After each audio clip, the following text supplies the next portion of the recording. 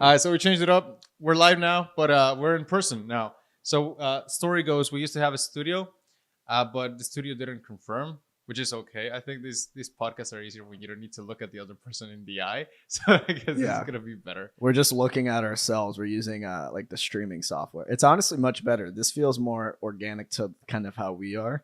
You're more into, we were just talking about, this is like the Google Docs selling of podcasts. Yeah. It's like, we're not doing like the fancy websites and the fancy landing pages or the fancy recording studios. It's literally Google Docs and this, a webcam. Like, it's my cell phone.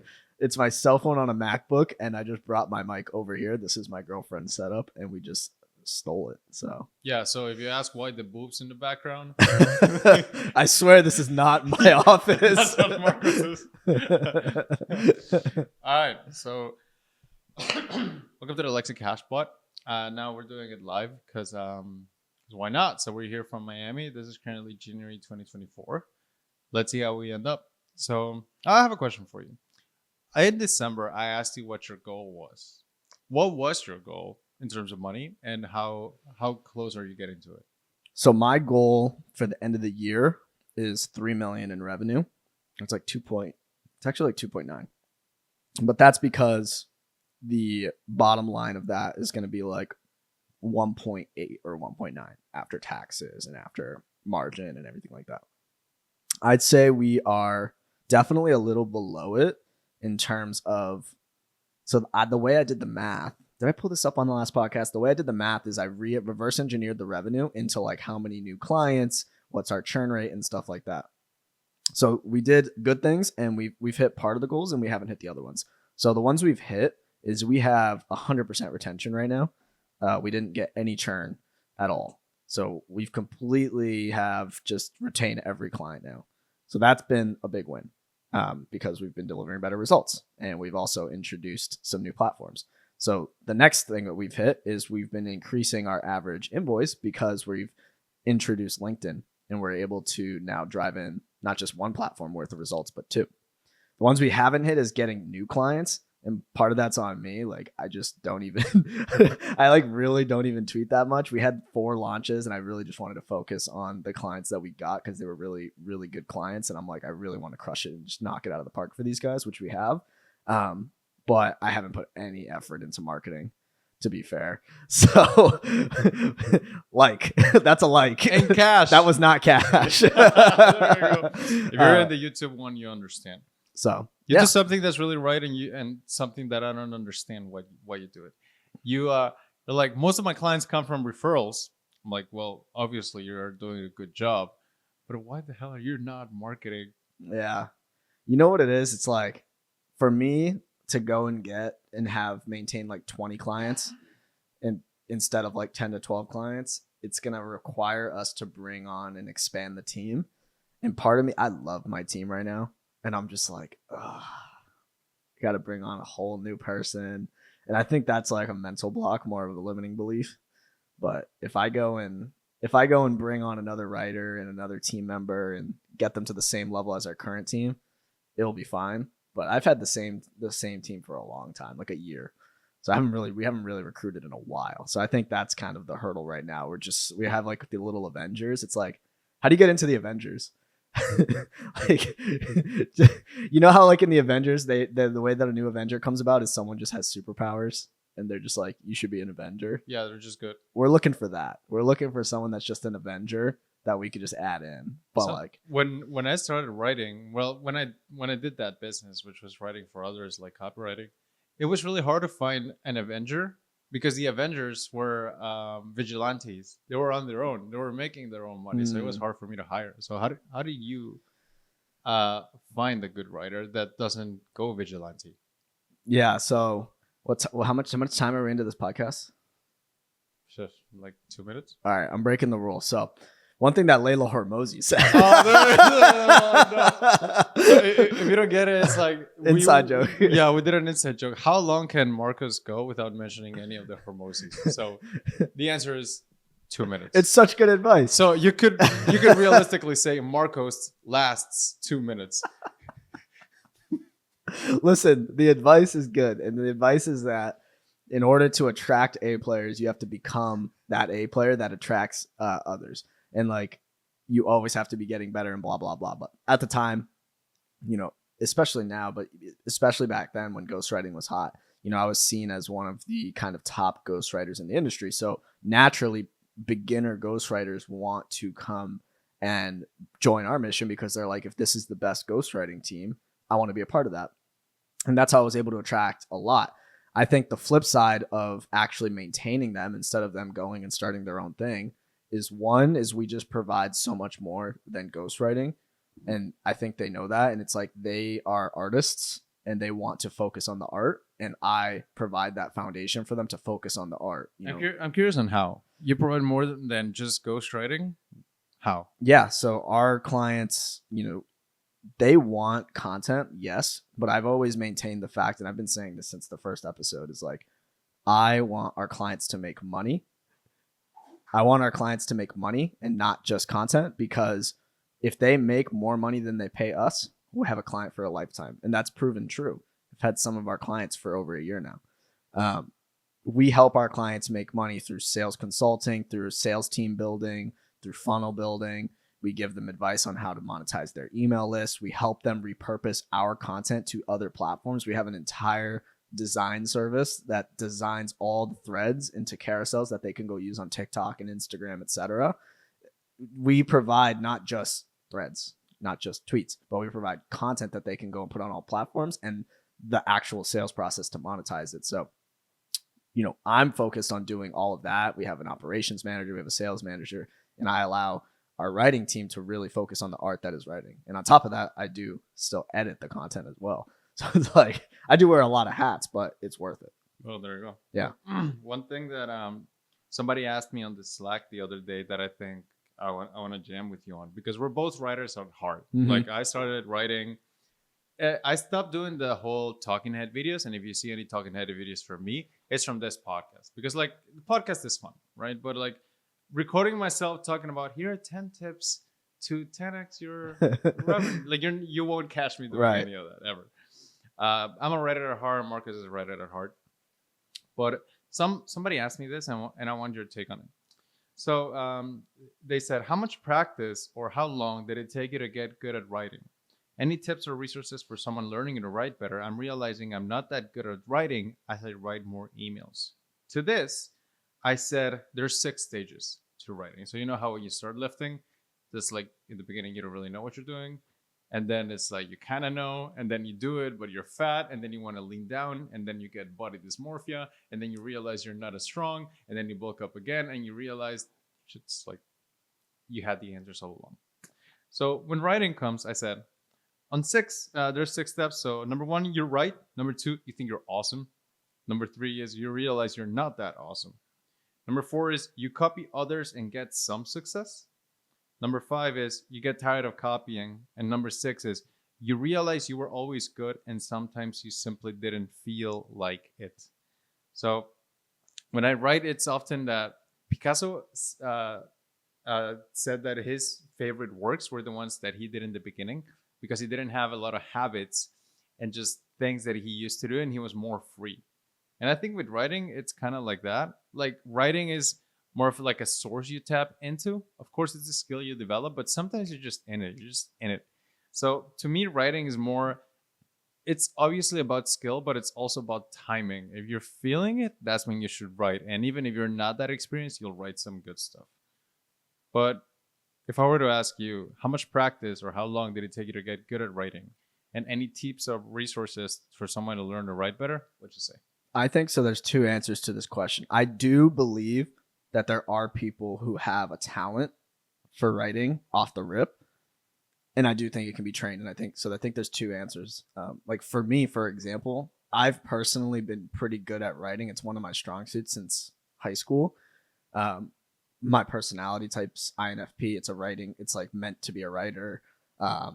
Writing was always... Seriously? Yeah, INFP is what Shakespeare was. It was actually what Edgar Allan Poe was as well, famous poet. So not only that, but I was also, my highest SAT grading was on the writing portion. And then after that, I started a blog when I was 18 years old. So I kind of have a lot of a writing experience, before I came into ghostwriting at how old was I? 24. So I was like, I had many years of like pre-writing before all I had to do was then apply what JK had taught, which was thread writing, tweet writing, etc. So I already knew how to write in terms of I had a really good vocabulary, and What was that blog on?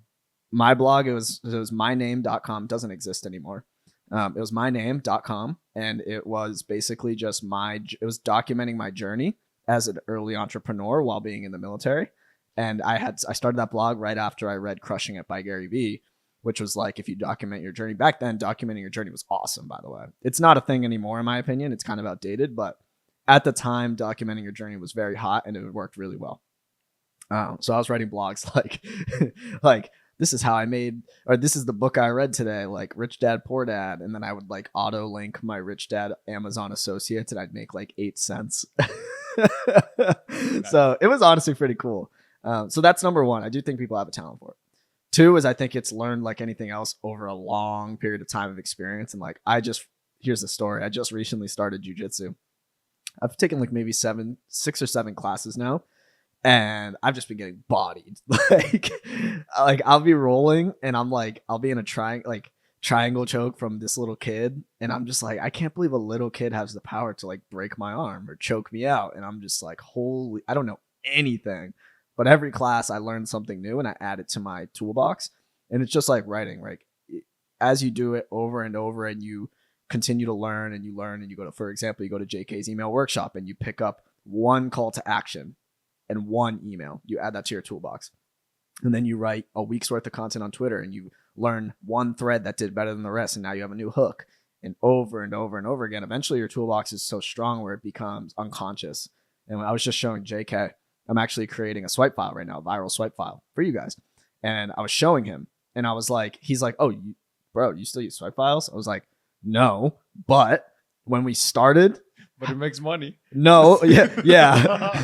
I know you guys need it now. When we first started, he even admitted it. We both use swipe files because when you're writing for a long time and you feel writer's block, nothing's better than pulling up a swipe file and you just get a spark and you're back. It's almost like drinking a cup of coffee when you're falling asleep. It's like if you pull up a swipe file when you have writer's block, you just get inspiration. It's like I'll tell you an example. Yeah, go ahead. When I was like 16 or 15 or 16, I went to Nicaragua. So I was playing volleyball there, and Nicaraguan accent is different from Guatemalan accent when it comes to Spanish. I can't do it anymore. But I was there for 1 week, and when I came back to Guate, I had the Nicaraguan accent, and my family was like, "You wanna be, dude? Like, what are you doing? Just stop! Like, please stop." But I couldn't. Like, it was just like a part of me, right? At that point, like 2 weeks in, like I removed it.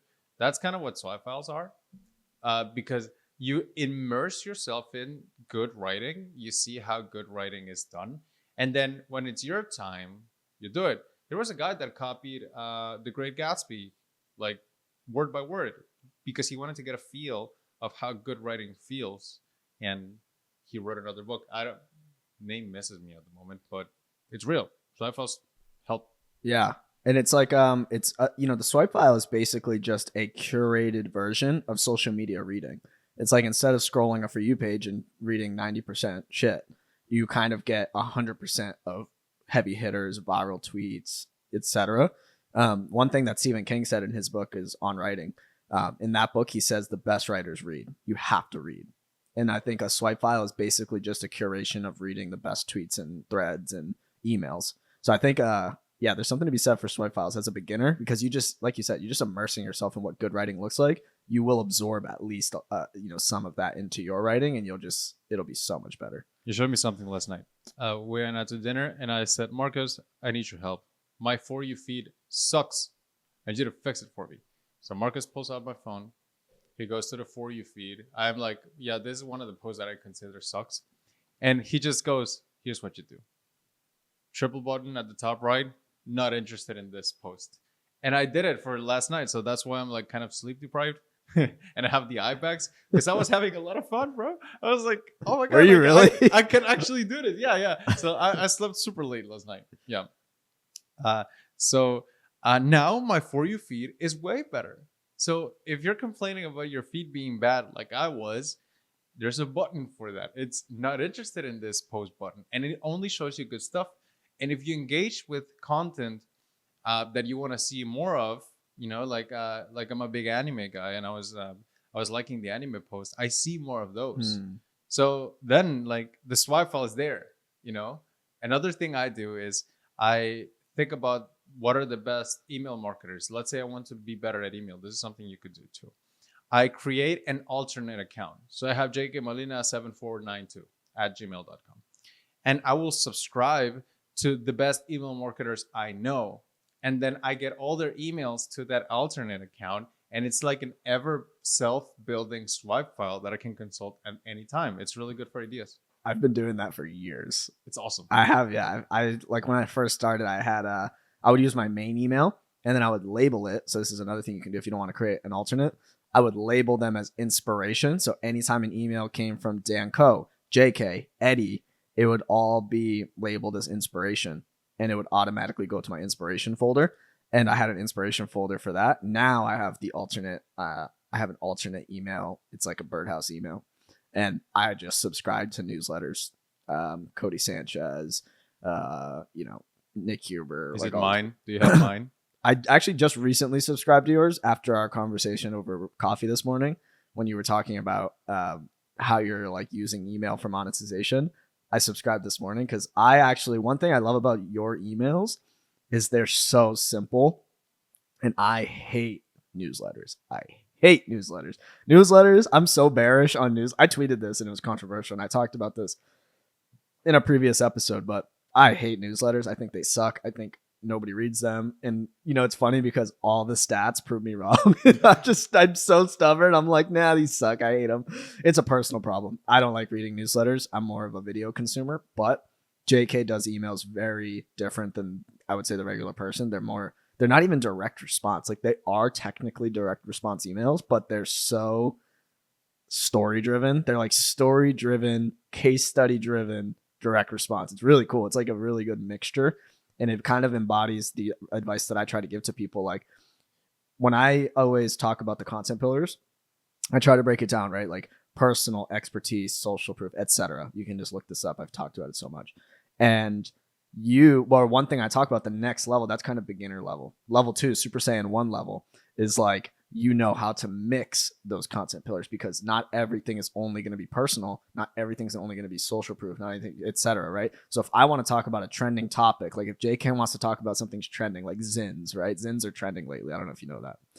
Zins are trending. Oh, I know. Yeah, so Zins are trending, right? What if he wants to talk about Zins and then he wants to turn it into a story because we went on a walk this morning to go get Zins, and now it's a story. It's trending because he's using the SEO from the trending word Zins, and he can turn it into a case study and mix in results that he's got for someone and tie it all in. Now he's using 3 content pillars. So I think the Super Saiyan Sage Mode version of content pillars or writing is knowing how to mix content pillars for maximum effectiveness. And I think that's what you do well. I want to transition to that. But before, I want to ask, what are the content pillars? So the content pillars, and I think I've said them so much that I hope people give me credit. I've actually seen people write threads on them without giving me credit, but it's fine. It's the pesto pillars. How dare they, right? Yeah, I don't really care. Just... It's the pesto pillars. How dare they? So the pesto pillars are personal, expertise, social proof, trending, and opinions. Personal is your story, things about your life, etc.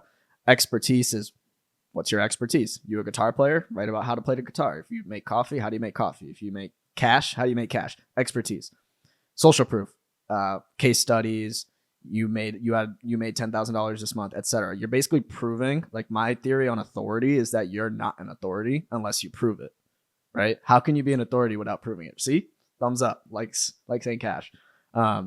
T is trending. So trending is taking advantage of SEO. And you can do this on social media. You can do this on Google, but anything that's trending in terms of keywords. So right now, I don't know if you know this is trending, but Sydney Sweeney's trending. So that movie's coming out, Madam Web, on Valentine's Day, and she's trending because she was just on Hot Ones. And I know people listening will know what I'm talking about. So there's a meme going around of Sydney Sweeney. That's the blonde girl? Yeah. So that meme's going around because it's trending, right? So if you write a tweet right now with Sydney Sweeney in it, you will get more traction than if you didn't, because it's SEO. Exactly. That's the meme. Right. Yeah. So I'm like, when she finds out that you focus on cash over likes. Yeah. So, and there is another pillar that I've thought about now, but I didn't include it. But no way. Oh, Your screensaver. Oh, we're still good. We're still recording. Shit. Well, now we know it's every 20 it's minutes. every 20 minutes. Yeah, all right. okay. Sorry, guys. We got nervous. I actually like the podcast like this, like less. I think the pendulum swung, and I'll get back to the Sydney Sweeney thing. I swear. The pendulum, I think, is as much as it was towards like heavy production, I think this low production kind of favors us because, like I said, we're the Google Docs of podcasts. That's right. So the Sydney Sweeney thing. We both made a tweet with the Sydney Sweeney meme. My tweet was like when you're telling her about the intricacies of your onboarding process to land the client's voice. Such a fucking nerd. So I think memes are like the hidden pillar, but I actually think memes are more trending than anything, and they're usually a mixture. Yeah. Memes are usually a mixture of trending and opinions, etc. So I usually keep it as like an honorable mention pillar. But anyway, PEST is trending and O is opinion. So trending is taking advantage of SEO. O is giving you raw opinions, and this one's so important for personal brands. Like JK does really well at this, right? Like his brand is literally an opinion, like Saint Cash. Like it's a fact, but it's also like it's a controversial fact where it's like some people think you should give away everything for free and just build your brand, likes, and kind of build a big following. His whole mantra is an opinion that likes and cash monetize from day one, right? So that's so important for building a personal brand. So those are the 5 pillars, pesto pillars. If you like pasta, you get it. I find a lot of learnings are in when somebody shows you the magic trick and then somebody explains to you how the magic trick is done. Marcos right here just performed a magic trick. And I'm going to tell you what the magic trick and how it was done. Marcos said, I'm like, Marcos, what are the content pillars? And then he performed the magic trick, which was content pillars? It's called the pesto pillars, JK, by the way. I'm like, oh, okay, cool, right? But the thing is, the best branding move of all time? Let me show you the best branding move of all time. It's one key. It's the cap locks key. This is the best branding move of all time. Why? Because if I just call it the funnel, it's like whatever. But if it's the likes and cash funnel with capital F, then it's like, oh, what is it? If I just say content pillars, like, okay. If it's the pesto pillars with capital PESTO, then it's interesting. It's IP, right? The best branding move of all time is the caps lock key. It's the uppercase, right? Or yeah. Capital letter. Yeah, uppercase. Yeah. It's the uppercase key. So I do this a lot. I don't just say the funnel. I say the likes and cash funnel. I say the likes and cash campaign. I say the cash creators. I use content creators with lowercase c, cash creators with capital C, because it creates IP. It creates some sort of mystique around what you do. Yeah, there's a couple of good books on this for my bookworms out there. Not that I'm one, but I actually have a second note on books. But a couple of good books on this. I think it's Tribalism or Tribes by Seth Godin, and then Expert Secrets by Russell Brunson. They talk a lot about this. I mean, kind of creating those frameworks, you're kind of building a tribe. People are really just looking for their people. Sam Ovens says this a lot at school.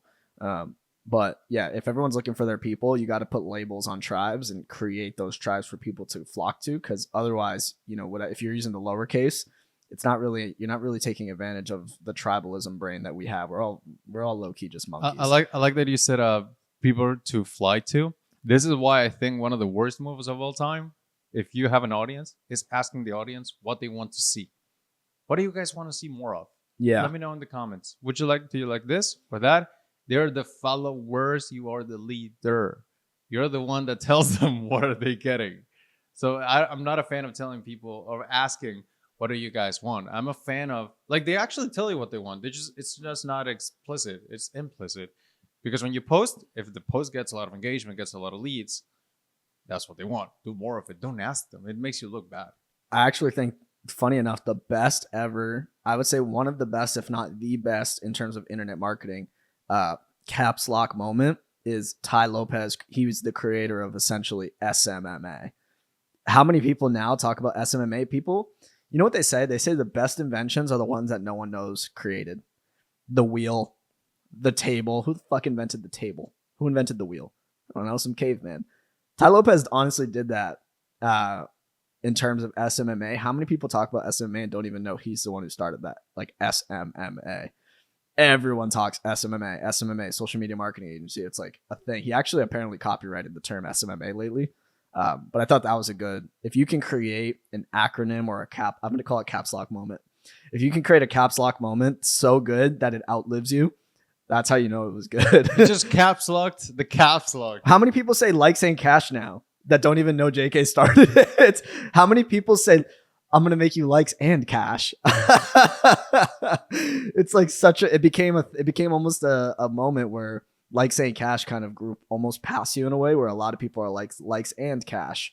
And it's because you started likes ain't cash. And I swear there's some people that say it that don't even know you made it. Yeah, some people do. I've seen it sometimes. Like sometimes I'll look up likes ain't cash, just like know from me or whatever. And some people like unrelated will say it. But did you know that was stolen? No. Yeah, it's stolen. From who? Jack Butcher. Shout out Jack. Shout out Jack. But I'll tell you what happened. So great, good artists copy, great artists steal. That's my quote. I said that. So what happened is Jack Butcher posted, "Engagement ain't cash." And have you ever seen the Social Network when Justin Timberlake comes up to I love that the guy movie. and he goes, "Drop the." Instead of the Facebook, it's just Facebook. He doesn't say drop the. He says drop the. Oh, Just Facebook. that's it. Yeah. I'm like, Jack, drop engagement. It's likes. Yeah. Likes ain't cash. And that's how it started. And then I bought the domain. I bought likesaintcash.com.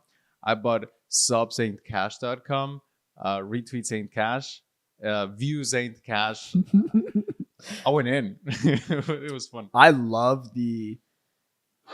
I haven't even told you this. My branding brain loves the heart, not equal sign, money bag emoji. That's my favorite logo. I think that logo should be everywhere. I think your YouTube banner needs to get rid of your face and just put heart, not equals, money bag sign. I think that should be everywhere. Are you sure? I don't like the heart. It's so good. It's so good because the heart is on all social medias.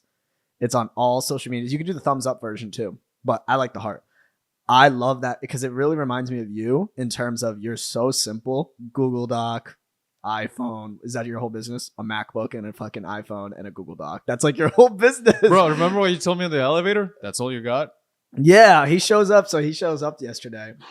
He texts me. He goes, by the way, this is like, guys, Julia kept asking me like, what's the plan? Are we getting dinner? When's he getting here? I'm like, I don't even know. I haven't talked to him in the past week. And he's just like, he's like on a flight on the way to come sleep in my place. And all I do is text him, have a safe flight. He's like, thanks. And then he gets here. He's like, on my way. And then he's like, here. That was the extent of the planning. But he shows up. I go downstairs and he's like, I'm moving. Like, you're moving. He's literally holding, you don't have it here, a bag like this big. Like, I swear to God, it's only this big, and like a backpack, and then like a cell phone. He's like, yeah, I'm moving to Europe. What? He's literally a digital nomad, but he hates the word digital nomad. Dude, don't call me that. Like, I need some respect here, bro. But yeah, I just live not many things. When I moved to Bali, me and Julia both had backpack and 2 big suitcases. And then we moved to Bali only for 5 months. What were you carrying on those suitcases? Why do you need? So here's the thing: is we took our whole lives, like we took our whole life to Bali. We didn't leave anything behind. Everything we owned. So we didn't have a time to like. I downsized a lot because I lived in New York City. I sold probably 25-30% of my whole wardrobe. I sold all my physical possessions and I gave away all my furniture. And I still had 2 suitcases. So that was a lot for me. I gave away all my furniture to the new tenant. The only thing I sold was like a couple of my like expensive pieces of like tech equipment. Other than that, I gave away everything. Speaking of giving away everything, Marcos, give away everything for free. Good advice, bad advice. You know, I'm always this guy, and a part of me hates this about myself, because I really believe you should be more extreme in terms of to be a good marketer. But I'm always so lukewarm in the middle on things. I think giving away everything for free is wrong, but I also think giving away nothing for free is wrong. So I think it's got to be in the middle. So, like, if you were to give let's do this tangibly with an example. You run a let's for simplicity's sake, I'll call it a ghostwriting agency. Now, let's say you were to give away some of the process and how you do things. Where do you draw the line? Where is it too much? You usually can tell when it's too much when I'm on the podcast and I say this is too much sauce. Because I do that like every episode. I would say I draw the line at practical. I always give away the overall theories. I usually give away the idea behind things, and I usually give away the what, but I never give away the how. Because I think the how is the part where most people are going to struggle anyway, and that's like the physical taking action, the actual step by step, opening your laptop, going to this website, writing this, putting it here, quality control here, publishing it this time. I never give away that stuff because that I consider that the IP. The implementation is the IP. And it's funny because you taught me this, but you don't even like it anymore. It was what is the giveaway the what and then sell the implementation? It was no, that was from Alex. But my stuff was if you give the sauce away for free, people will pay you to cook it for them. That's essentially what I do. And a giveaway I'm going to run next week, stay tuned, is my viral swipe file that I just updated finally. I'm giving you a huge swipe file, but you don't know why I put. Why? You don't know why are you giving swipe files? I don't get it. Because the swipe file is good. It helps people. It shows my ideal prospects that I have the wherewithal to spot good content. It shows them that I'm tapped in, and it shows them that I have the expertise to know what's good and where to find stuff and etc. And it's likes and cash. Every time it comes up, we should say likes and cash. No, there you go, likes and cash. If you're in the YouTube, you get it. Yeah, I've actually generated a lot of leads from the swipe file because you know what it really does, and this is actually this is dark magic. You want to know the dark magic secret of why I give away what I want to know the dark magic secret. I give away swipe files because it's so big that the people below me will appreciate it and be able to learn from it, and I don't want them anyway. And the people above me, it's too much for them, and they're like, I don't have fucking time for this. Just do it for me. I don't have time for this, but it looks like you know what you're talking about. I'm interested, blah, blah, blah. So the people that I'm actually targeting don't have fucking time to go through the swipe file. And the people who I'm not targeting will appreciate it, and I'll build good brand equity.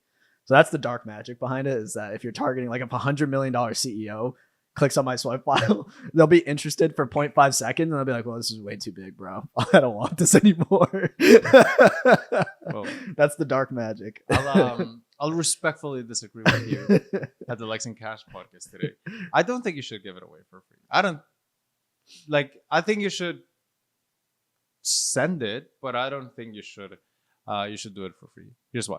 Let me give you a statistic, and this kind of goes back to email.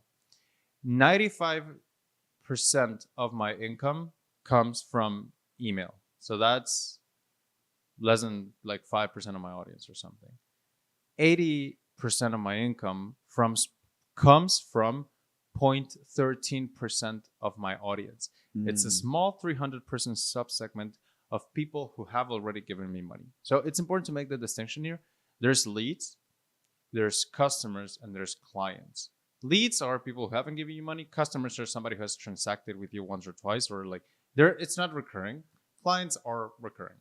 You devote energy and resources and attention to them. 80% of my income comes from 0.13% of my audience, the 300-person list.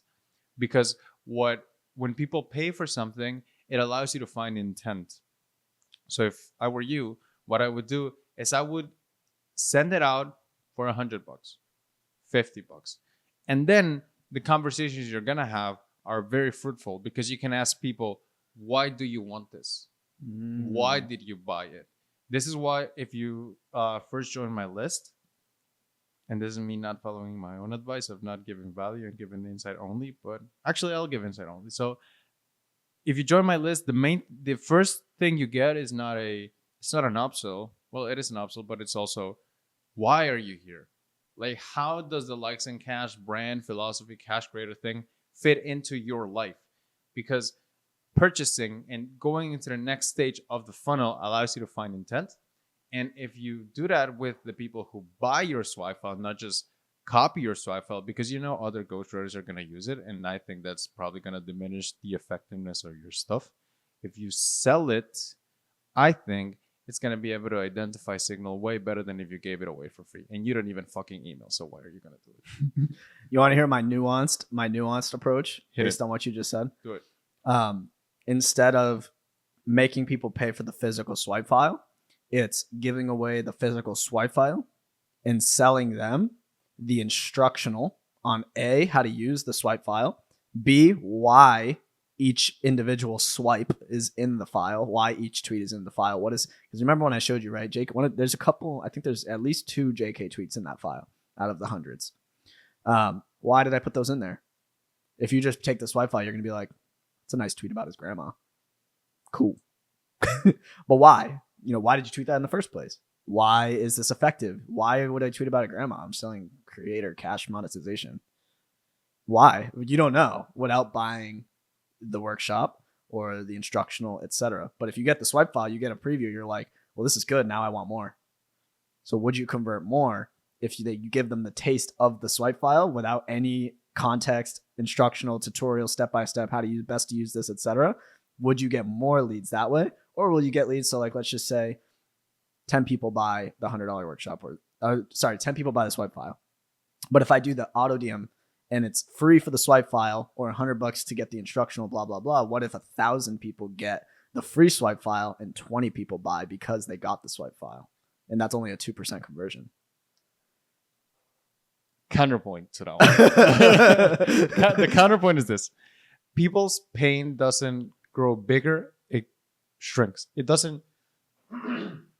People's pain doesn't grow, it shrinks as they move through your funnel. So when they see your swipe file, what do most people do? They get it on their email.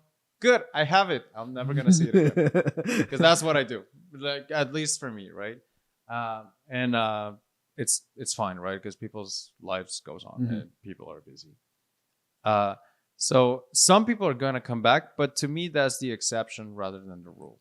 And I would rather depend on, let me sell everything, the swipe file, how to use it, the instructional, why it matters at once, because people's pain doesn't grow, it shrinks. And this is why and I'm gonna let you come back, but this is why I think that leader nurturing is a myth, because people's pain is highest the moment they move on to the next stage of the funnel, and then it shrinks. It's like a guy that comes bleeding at the hospital. This is why I think lead nurturing is not true. The guy comes in bleeding at the hospital. Does he want a free trial and a blood test and then get something that cures the blood loss? Or does he just want something that will stop the blood loss? Probably that. So this is why I'm big on hit them strong, hit them early, hit them hard. So this would be a really interesting split test. I would love for someone to run it, but basically two tweets / emails. Number one is you sell the workshop.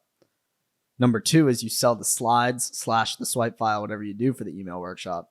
Or so you give that away for free. And in that, you have a call to action. I'm going to give you this for free. If you want the step-by-step tutorial on how to actually implement it into your business and actually make an extra whatever money and do this and how I did this, blah, blah, blah, call to action, you can click here and you can get it for $97 or $100. I would love to split test that and see. One of them is an auto DM and one of them is just a tweet. That would be an interesting split test. I would love, by the way, if you're watching this and you made it in the middle and you're one of those % that actually listens to podcasts all the way through, let us know in the comments / replies if you're watching this on X what you think would work better, because that's an interesting one. Are we posting this on X, the full length? I'm going to post. I mean, this is the first time I actually have access to the full file, so I'm definitely posting it on X. Yeah, actually. I'm way too... not that I'm lazy. I just forget to ask you for the files, and I just like, yeah, it's posted. I'll just retweet your tweet. It's on the link I send you. No, I don't send you. You don't send me... Because I used to have an editor, and I gave up on shorts. Like, I still do them, but I just don't really care about them. You have a page, Marcos Reese Shorts. I have 3 pages. I have Marcos Reese Clips, Marcos Reese Shorts, and I think it's something else. Why do you have 3 pages? It's a long story for another podcast. Well, That's a sneak peek for a future podcast. I'll give you the whole story on it. Depending on what the results are, I'll give the story whether it works or not. But that's a or future. if we run out of topics and we get uncomfortable silence, you can use that as the. We're 39 minutes in. We're already a little uncomfy. I was gonna see something interesting, but I don't know what. Anyway, I have one. Don't give it away for free. I don't think you should. I think that if you just give the swipe file, you're gonna attract a lot of sellers, just not many buyers. Let's find out. Find out next time on the next episode of Dragon Ball Z. I remember what I was gonna say. I remember. So I ran a workshop / webinar. By the way, this I don't like, and I don't think people should be calling their stuff webinar, coaching, mentorship. What are 3 alternatives? I'd say workshop. Instead of coaching or mentorship, I would just call it the name of your thing. Like for me, I just say cash creators. What is cash creators? Fuck around and find out. So for me, I think that the alternative is caps locking it. It's using the name. Because then people don't put you in a box. It's like, for the love of God, you don't want to be called a life coach. Yeah. Like, I think that's just your name. I think that's smart. I mean, Sam's Ovens was Quantum Mastermind Capital. That was smart. Such a cool name. It was back then. Back then, probably Mastermind was cool. Yeah, but Quantum's really cool. Yeah. Quantum sounds expensive. I'll say that. You could probably add 10K to your price if you name your thing Quantum. Yeah. Fair enough. But I ran against my own advice, a webinar back in the day. Yeah, sorry guys. Yeah, yeah. I'm a build in public. I'm the growth creator. Documenting my journey, boss. We're making. This is fun. I'm having fun. Okay, so I ran a webinar on Instagram growth, right? On just growth in social media. 30 people showed up, free, and I'm thinking this sucks. You know, you pump yourself up for a webinar again, you're Tony Robbins shit, and then nobody shows up, and you're like, damn, am I a loser? But I ran another one, which was about same thing. But I charged $100 for it. And the name was, instead of growth, it was, hear me out, likes and cash. There you go. So I called it that, charged $100 for it. 54 people showed up. More people showed up after I charged for stuff. It's because people like it when people value stuff when you charge for it. This is like, I think that giving away just free stuff is a flawed goal because it assumes that people act out of gratitude, which very few people do. But if you charge for it and you make it like you're going to get something out of this, it assumes that people act out of self-interest, which everybody does.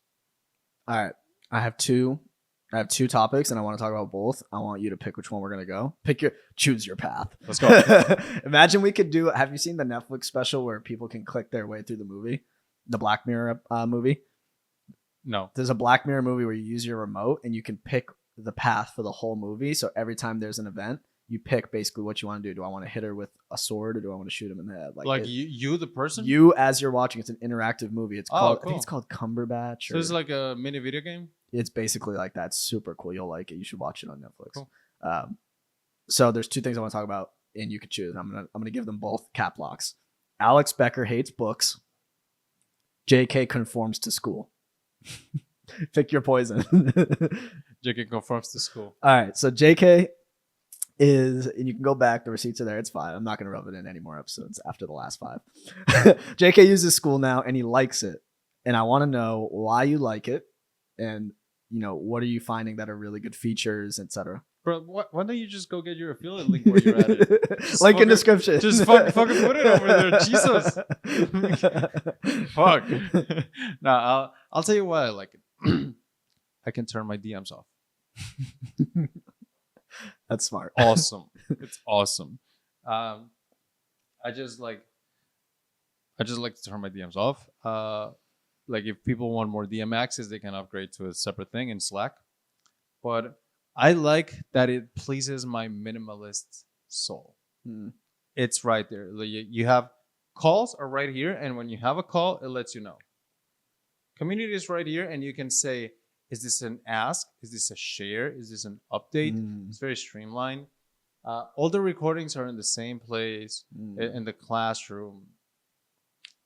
It's just nice. I can turn my like it just you know how when you use an Apple product, you're like it just works. Yeah. School, it just works. Yeah. You know what I realized too, because when we were on Slack for your old program, uh, it was like everyone always needed the call recordings and they had to go to like some random module section on Yeah, I had to Kajabi. upload to YouTube unlisted. Yeah, Like such a pain in the ass. And then, or for the calendar, you had to subscribe to this Google Calendar, and then it populates. I'm like, ugh. It's like the little things you wouldn't realize, but when they're all put into one place, it's really nice.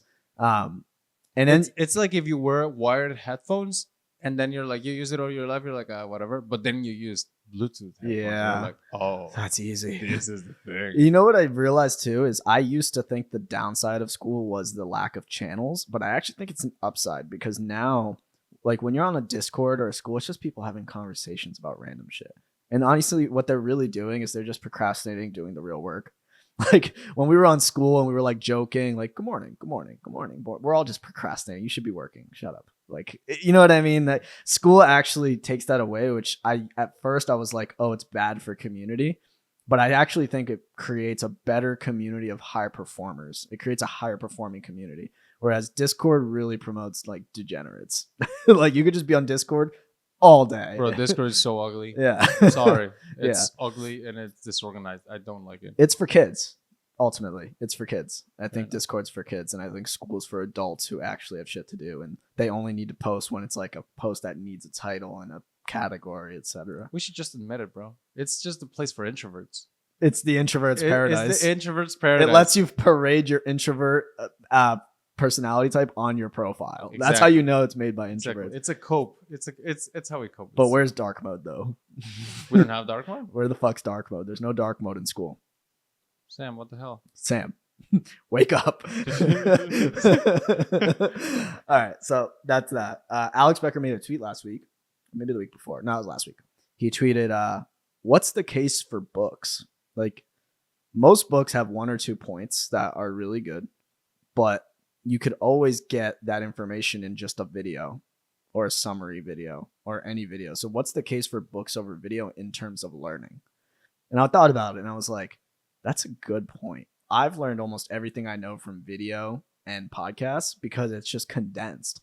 Like I actually made this statement to Julia. I was like, why would I read the biography of someone who's alive when they probably told their life story in the short version on a podcast?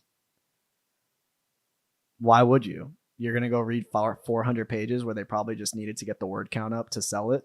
Or you can go listen to their 1.5 hour interview on Joe Rogan, tell their life story. They tell their life story in the first 45 minutes and they tell follow-up questions and they actually dive in deeper on that because Joe Rogan's asking follow-ups. I'll tell you why. So, for the sake of keeping this fun, like, because I do agree that most books are like one sentence that's dragged on for 200 pages. Like, seriously, bro, did you really need to read a whole chapter? Yeah, did you really need to read what is it? Start with why to understand. You need a strong why. Like, yeah, bro, come on. But I'll tell you a few. It's because have you ever heard a platitude? And it's like the journey of 1,000 miles begins with a single step. You're like, yeah, whatever, bro. But then 10 years later, something hits you right at that point, and you're like, it's so true. The journey of 1,000 miles does begin with a single step. So true, bestie. It happens to me sometimes with books, but not books specifically. I'll niche down more on that and call it autobiographies. I think autobiographies are the best. Like, I don't read any advice books, to be fair. I do read a ton of autobiographies because the stories and the people telling you what they went through, I understand it. And you like Shoe Dog, right? I love biographies and autobiographies. I'll tell you one. Mike Tyson, right? Mike Tyson, also known as the baddest motherfucker ever. Like, he could just knock everybody out. Top heavyweight champion, what, like 19 or something? Here's a story for you. So Mike Tyson's coach, he was like 60 by the time Mike Tyson was born or something like that. He was an old dude, but he was incredible. He used to be really harsh. Did I tell this story on the podcast yet? No? Probably I I did, don't but, think so. but Marcus saying no just to keep the thing Yeah. going. No, definitely not. It's the seventh time. Dude, I did it. My girlfriend tells me this all the time. He's like, "Yeah, you told me this story already," but like she still listens like it's the first time. So that's how you. Oh, you tell your story again. Yeah, yes. And like we're in public, I tell the same fucking story third time. She still laughs like it's the first time. That's how you know. Keep her. Anyway, back to the point. Mike Tyson, he his coach was old, but he used to be really harsh on him, but also pump him up. He'd be like, bro, like you're a piece of trash. But he'd also be like, before he got into fights, he'd be like, you're the descendant of Alexander the Great and Genghis Khan. And you're gonna kill that guy. You're gonna take his heart out and win, right? But in training, he used to be like really harsh with him. So Mike Tyson actually had really low self-esteem. One time they were driving, and some dude was driving. The coach that was old was in the passenger seat, and Mike Tyson got behind the guy on the passenger seat, his coach. But because he had really bad hearing, he would ask, "Sorry guys, you got the screensaver thing." All right, because he had some really bad hearing, he would say, "Okay, I'm gonna hide behind the coach, and I'm gonna ask you questions so you can ask him the questions." And the guy's like, "Sure." So Mike would be like, "Ask him what does he think of me? Ask him, does he think I have potential? Ask him, what do you think I should do? Am I really a loser?" And he would ask those questions back, and the coach is like, "Nah, I'm just really hard on the kid, but he's tough. He's gonna make it." And like Mike Tyson, the baddest motherfucker, he was behind the guy crying because he couldn't hear him because he was old, right? But he was crying because he had that insecurity and he needed that validation from the guy. Now, I read that and that was really impactful for me. And I think about that a lot. And I think that just like some platitudes bleed into your soul after you digest them, reading allows some stuff to bleed into you more. So if it works for you because you can retain a lot of stuff from podcasts, great. Honestly, bro, I listen to podcasts while I'm walking or doing some other stuff on my phone, so I just don't retain them a lot. So my case for books is autobiographies are great. Not a fan of the others, but autobiographies, big W. I'll one up it and I'll say I would like autobiographies / biographies of people who are dead. I think it's better because I think the alive people, one, they're not done their story yet, but two, they do go on podcasts. I love dead people. I will say though, there's actually a caveat. David Goggins' biography is really good. Yes, on audio because he does a podcast in the audiobook. Genius, love that one.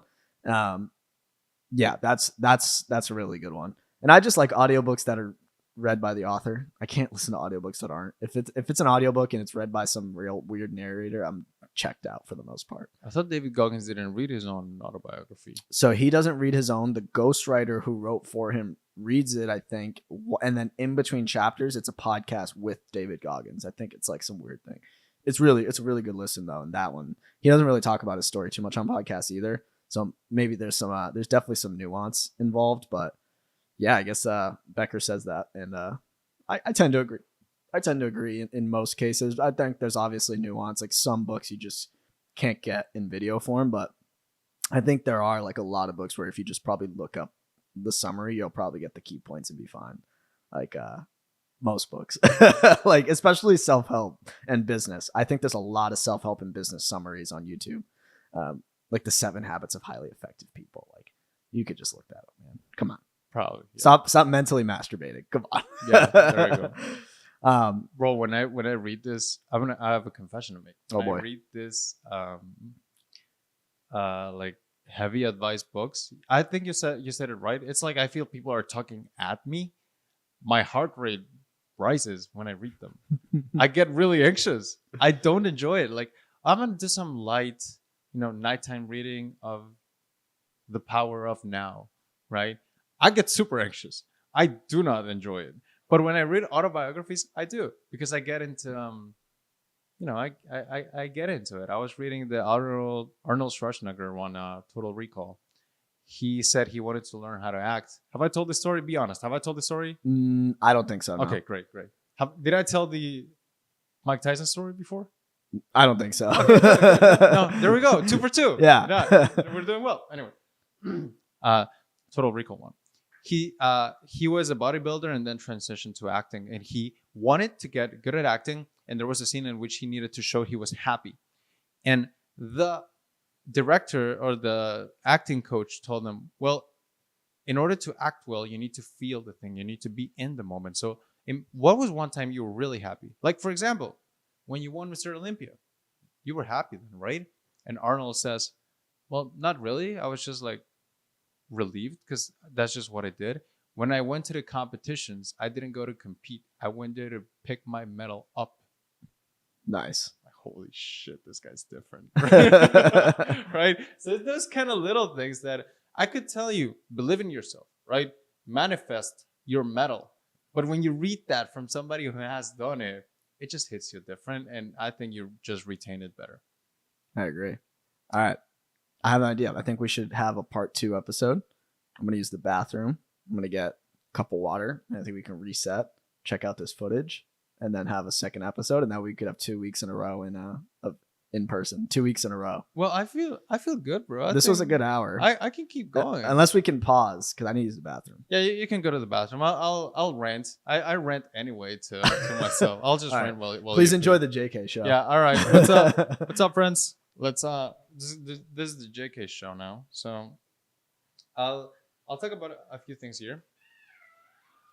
So something that I've told Marcos and somebody told me before is I really struggle with writing it like daily. Like, how do you put out so much content? Because I write a daily email and I enjoy it. It's like a really good, enjoyable 15, 20 minutes in my morning.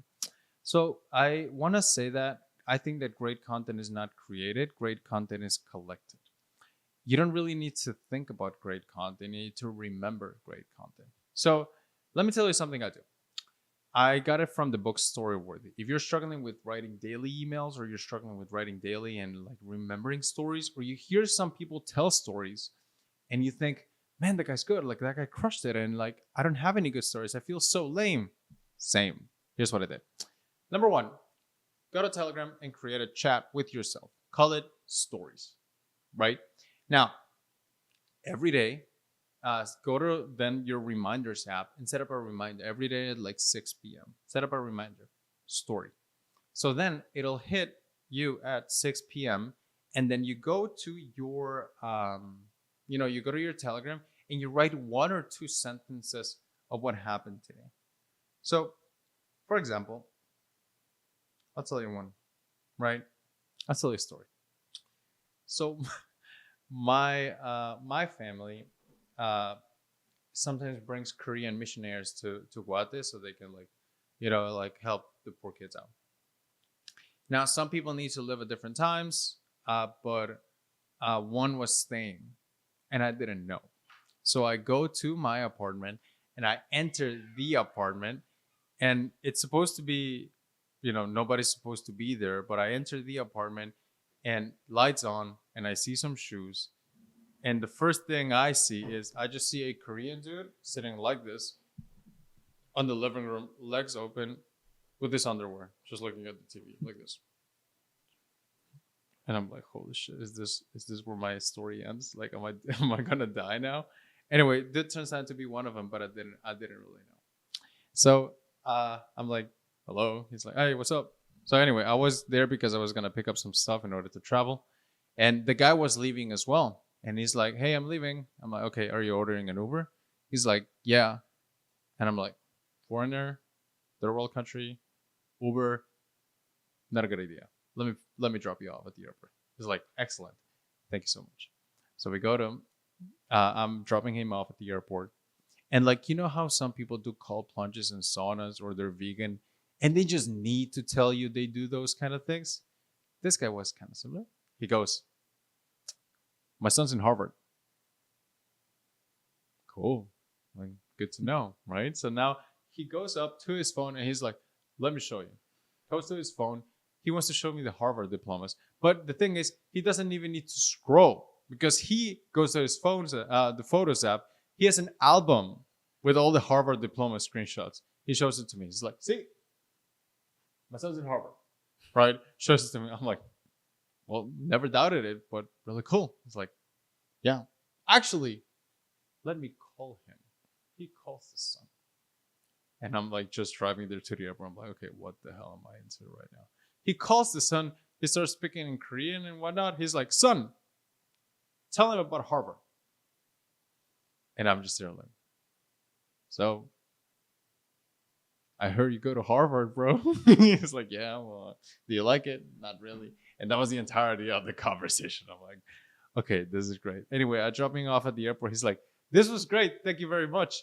Turns out he has another kid, but that one doesn't go to Harvard, so he doesn't mention it. And that story came up after Marcos asked me, would you live in Korea? Which my answer was no, because in Korea, it's a lot about who you are. No, it's about a lot about what you have, not who you are. So not a fan. Anyway, this is one of the stories I picked up from me, like just having my stories Telegram chat, and I just write about things I do.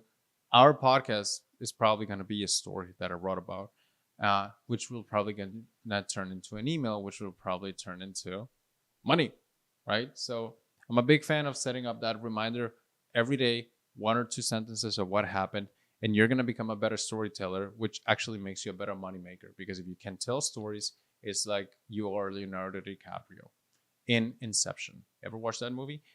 Leonardo DiCaprio has an idea that he wants to put into some CEO's brain. So he goes deep into this guy's dreams and puts that idea. That's stories for you. When you have a story, you can really pin an idea and you can really program people from deep within. And if you want to get good at that, which if you're in the money making business, you probably want to, it's a good idea to just remember the 1 or 2 sentences you do every day, and eventually that log of stories keeps building up, makes you an incredible marketer that nobody can copy because those stories are your own. You want to hear? There's some good examples of inception that people use in marketing. This is like This is like the dark arts of marketing that I don't really see a lot of people talking about. So, like for example, my tweet today, like that, and this is not as extreme of an example, but for example, I made the tweet with the Sydney Sweeney meme. And it's like when you tell her about your onboarding process that lets you nail the client voice. You know, that might just seem like, oh, it's a meme and it's like he's just talking about his onboarding process and he's just proud of it. No, what it really is doing is incepting the idea into the 0.2% of my audience that cares that might be a good prospect, is them incepting the idea that I have a different in-depth onboarding process than other people, and I can actually nail people's voice. And the point of that is to prove to people that ghostwriting can actually nail your voice. I can actually nail your voice, unlike everybody else in this industry. I can actually do that because I have the caps lock onboarding process for the birdhouse onboarding, the onboarding, by the way. That's actually what I call it. Caps lock it? Yeah, it's caps locked. I have the onboarding. Because I have that proprietary IP, I can actually know your voice. So that was the point of that meme, is to incept that into 0.001% of my audience's mind. But something, for example, that I've noticed is like Alex Hormozy. So he talks about two bing. Well, listen, if it were the second podcast, you would have lasted 3 minutes. Yeah. It's an improvement. Yeah. Like for example, right? Or even Ty Lopez, right?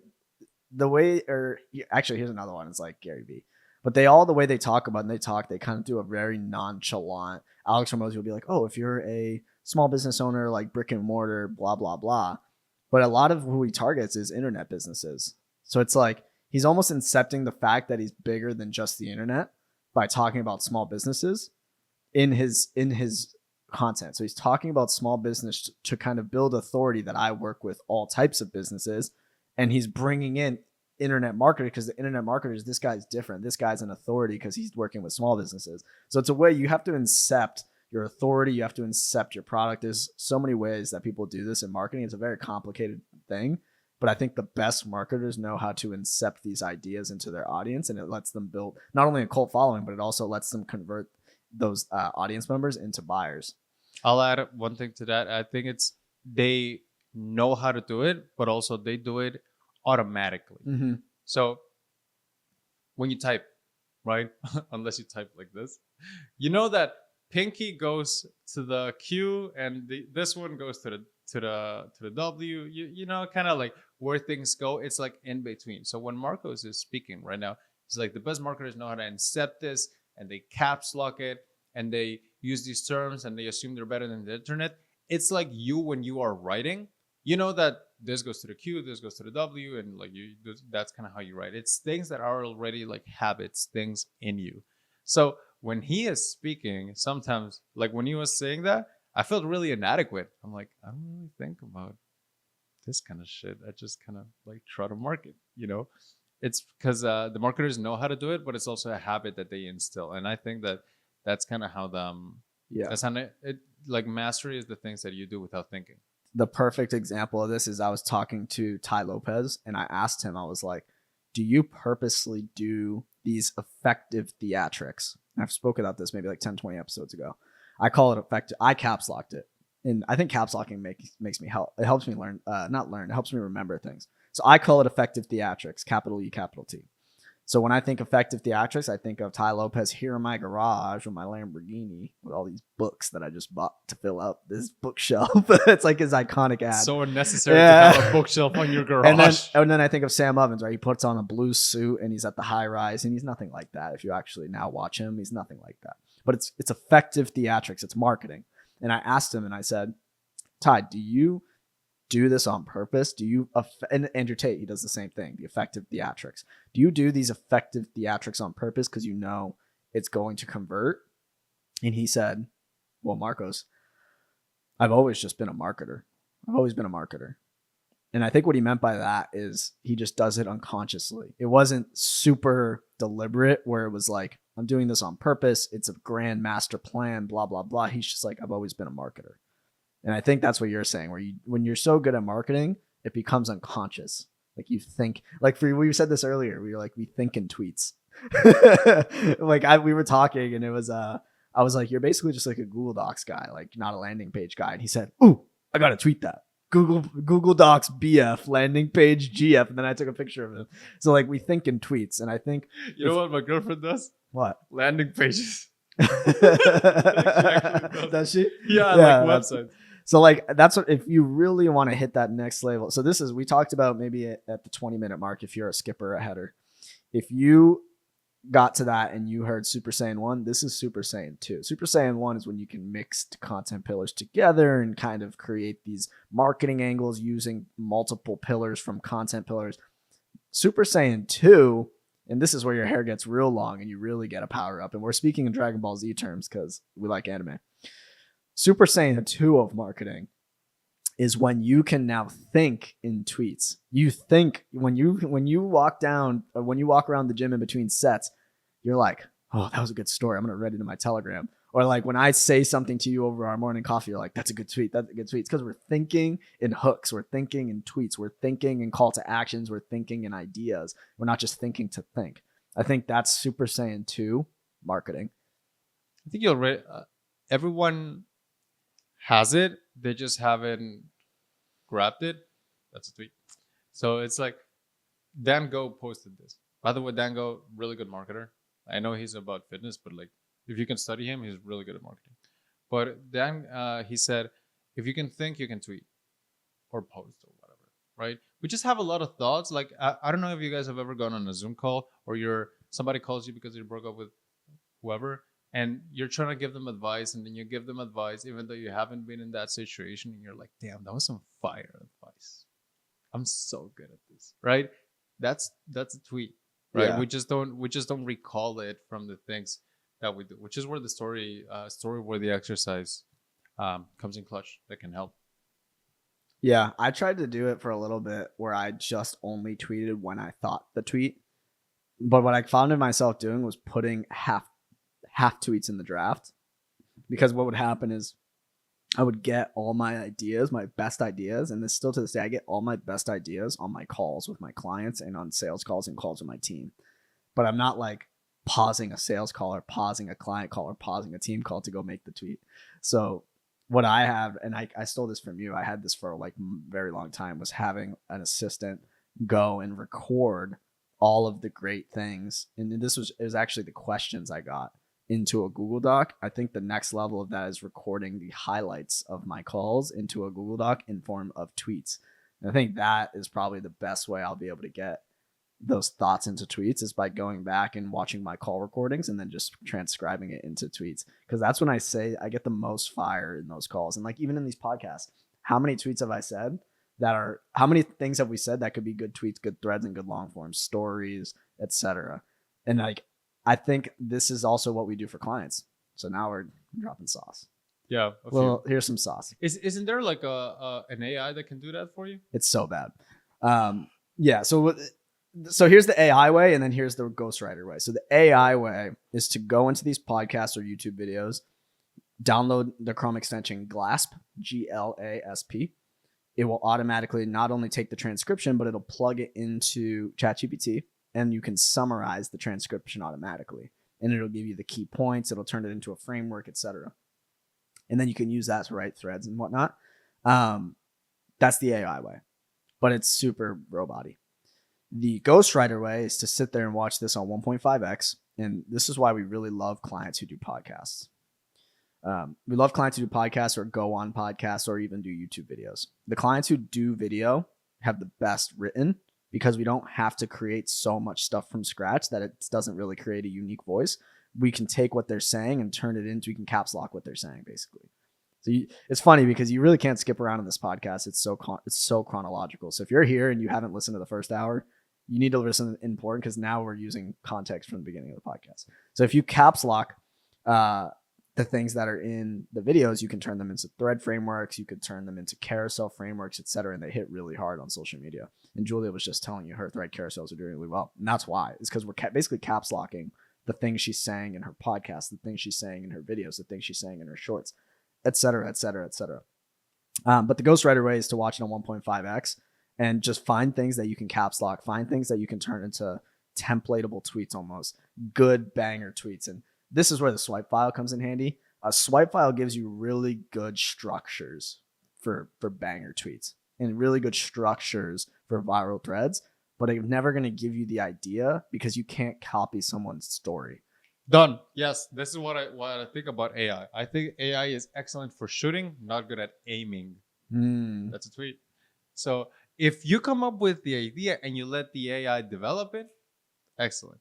But if you let AI come to the idea, that removes the personalization aspect, which is like you're gonna stand out being you. Like your goal shouldn't be to be the best in the niche. It should be the only in the niche. So it should be about being you. AI can't be you. So if you outsource the aim, you're fucking it up. If you outsource the shooting, that's a better idea. Yeah. And this is actually, I don't know if I talked about this on the last podcast, but did I talk about how Elon Musk uses Twitter, but Zuckerberg doesn't use Threads, and that's why it's a better product? You didn't, honey. All right. So I'll talk about it.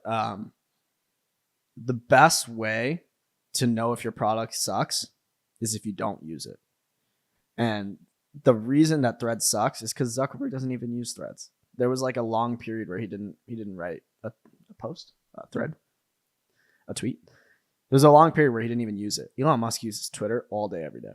And Elon Musk drives a Tesla.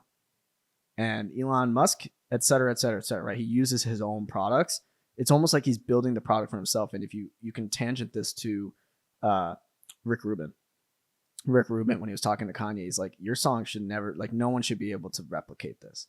You need to make it for you. Yeah, he said, if your song could be on somebody else's album, it can't be on your record. Exactly. And I think you should think that way for your product. And this is where it clicked for me, is like, how can I do what I'm doing and not even be my own client? So I'm now becoming a client of the Birdhouse. Not just me writing my own stuff. I want to be a client. I want to go through my own onboarding process. I want to be my own client that puts out, I want to be a client that gets content from the Birdhouse. I want the automation. I want the sales process. I want everything, because if it's good enough for me, it can be good enough for someone else. Maybe that's why you don't believe in newsletters, or you're bearish on them. That's exactly why. It's because I don't like them. Yeah, I love them. But I do know that they work. And I think there's also a certain point where you have to bite the bullet and be like, and I think this is what makes a good CEO a great CEO. I think what separates a good CEO from a great CEO is a good CEO will not only do the product for themselves and use it and it's good enough for them. A great CEO will add something to their product and make decisions based on the customer and not just themselves. So I think I don't like newsletters, but I have to be smart enough and a good enough CEO to know that data says that they work, and I know my clients want them. So it'd be doing a disservice to my team to not at least think about adding email services. Because if it's money on the table, money for my clients, good results, my team can do it easily. I can pay my team more. I get better results, right? Like, just because I don't like newsletters, you know what I mean? That's like Elon Musk. If there's a Tesla and he's like, well, I like these tires. Well, these other tires are cheaper to make. You're going to sell more cars. They have better traction. They're going to cause less accidents. But because Elon Musk doesn't like them, we're not going to put them in. So I think that's what separates a good CEO from a great CEO, in my opinion. Do you like podcasts? Doing them or listening? Listening. Love podcasts. Done. I'm very picky, though. I'm very picky. What are some good ones? Which ones do you like? So my current lineup for podcasts is, I don't listen to it that much, but I do have the Hormozy podcast. Like, the Hormozy podcast isn't really a podcast, so it's like I'll listen to it here and there. 3. Joe Rogan. And the reason I like the Joe Rogan one, and this is actually a Sam Ovens quote. Sam Ovens, Joe Rogan, you guys should be, I should be getting commission for how many times I've mentioned you. But Sam Ovens said that he drives a Tesla and uses Apple. Why? Because I always want to be using the best products because it puts me in a mind of innovation. If I'm always using the best products, I'm always in the state of innovation for myself and my own products. That's what pushed me over the edge to getting a Tesla and using the best of everything. I have an iPhone 15. I have a brand new MacBook. I have a Tesla. If you're always in a state of innovation, you will innovate for yourself and your own products. But some podcasts I like are the Joe Rogan one. He's the best podcast in the world. So you have to listen to Joe Rogan. Yeah, I like that one. If you have your own podcast and you don't listen to Joe Rogan, how can you be serious? Like, at least sometimes, and I don't listen to every episode. I listen to the episodes for people I like. So the Joe Rogan podcast. I stopped listening to Lex Friedman. Nothing against him, but it's just it's so slow. Yeah. So unless like Elon Musk is the guest or someone that's really cool that I like is the guest, I won't listen. When people are thinking, when they talk about it in like big terms, I tune out. This is why I can't listen to Huberman. I don't listen to Huberman. Did you know about the XYZ 123 Cortex? No. And I don't care. Well, that's why I like Joe Rogan's podcast, because Joe Rogan, he's the kind of person that he'll bring on like a PhD quadruple doctor, like Super Saiyan 5. And then the doctor will say, my cerebral cortex, blah, blah, blah. And Joe Rogan's like, so brain do this when I do this. He's one of us. Yeah, he's one of us. He dumbs it down for us, which is why I like it. Whereas the Lex Friedman podcast is kind of like two really smart people talking. So you kind of just don't even know what they're talking about. So those are the main ones. Rogan is in ESTP. Oh, wow. He's you, but extroverted. Yeah, he's me, but extroverted. Like, we just want the simple things. Bro, can we talk about MBTI? Yeah, real quick, just to finish the list, because I know there's some marketers listening. I really like Eric Sue's podcast. He's a big marketing agency owner. He's had a lot of big people on his podcast too, like Mark Manson, Subtle Art, Not Giving a Fuck, some other people. Eric Sue's a big agency owner, so I like his podcast. And then that's really it, to be honest. Like, those are my main ones. And then I'll usually just listen to new one that I've been listening to. The name's slipping me, but my phone's on the camera. You know the Ozark, the show? I know of it. So Jason Bateman, the main character, he's in a ton of movies. He has a podcast, and his guests are so cool. Steph Curry, Selena Gomez. No way. Yeah.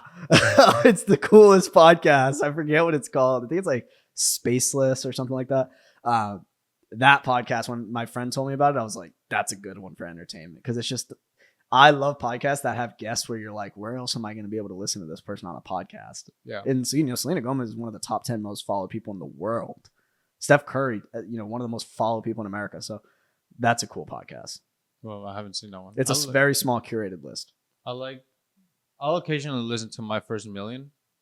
Oh, yeah. I don't listen to it anymore, but I do listen to the clips. My First Million, it just gets me shiny object syndrome like crazy. That's why I stopped listening. Yeah. I'm running this business and I'm like, bro, why are we not selling garbage trucks right now? Like, that's the future, clearly. That's funny. Right? We should totally start an AI newsletter. And Yeah. I'm like, yeah. Podcasts are all about your season too. Like it just depends. I know you hate that word, but it just depends. What season are you in, Marcos? The season of In the Trenches? Yes, I'm in the In the trenches. arena? I like little nuggets now or entertainment, no in between. Like if it's something like that where it's like if I just exited my business, my first million would be a great podcast because you get all the ideas in the world and you get your juices flowing. But right now, like that's not what I need to hear. So I usually have entertainment and then the ones that are going to give me some tactical advice, and that's it. My YouTube feed is all Super Smash Brothers, Naruto, Jujutsu Kaisen. Same. Mine's anime, Jujutsu Kaisen, Naruto, Hunter x Hunter, etc. And then it's like chess, and then it's like Call of Duty, and then it's like Sam Ovitz. That's like my whole YouTube feed. I think it's important to In Jujutsu. you know what's really interesting? I usually get maybe like 1 or 2,000 views on my shorts. I'll say like 1,000. What do you get now? There was one, no, like usually it's like 1,000, right? But there was one that got 4,000 and 190 likes. So, but not many comments. So maybe that tells me that some people resonated with that. So I want to bring it up again. I muted I muted like the Hormozis. I muted a bunch of typical guru stuff because I felt like I wasn't. They're excellent at what they do. God bless them, but they don't want what I want. And I felt like when I was trying to say things, I was only copying and saying the things that they told me. So when you mentioned this curated list of podcasts and us just watching anime and I watch Super Smash Brother videos, I think that there's a lot of value in finding people who don't have big followings, who are not very listened to, and bringing that into your marketing. We talked about this last podcast because if you can't be the first one, be the first one in a category. So like I was asking Marcos, what's the biggest narco in Colombia?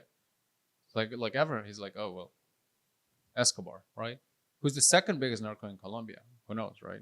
Nobody knows. But if I ask you who's the biggest narco in Mexico that you know of, it's like, oh, Chapo, right? El Chapo.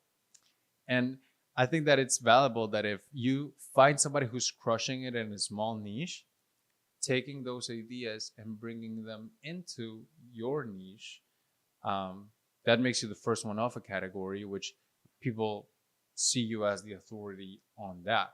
So that's why I'm not big on following the people everybody follows, because then you know the same things everybody knows. Can you pull up my Twitter feed? I just made it. This funny, divine timing. I was just going to bring this up.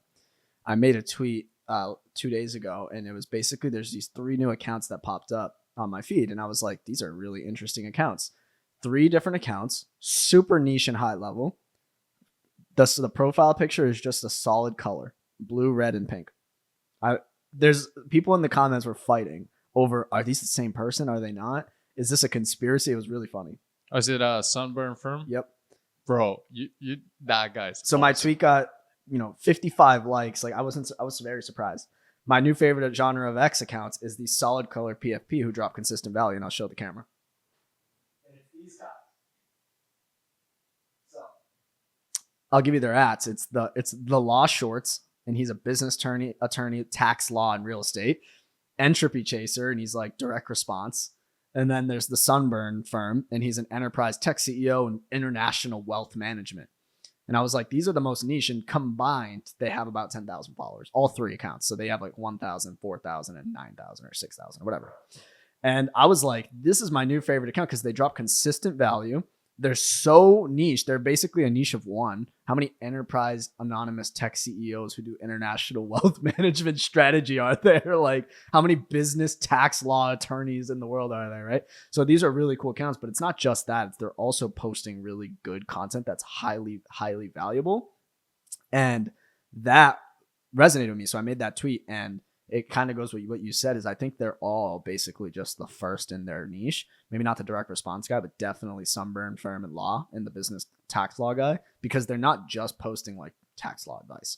They're posting against the grain, little known advice, little known hacks, and they're staying anonymous. And it's really cool behind the scenes of an enterprise tech CEO, like really almost like the dark, like the underground world of tax CEOs, the underground world of law.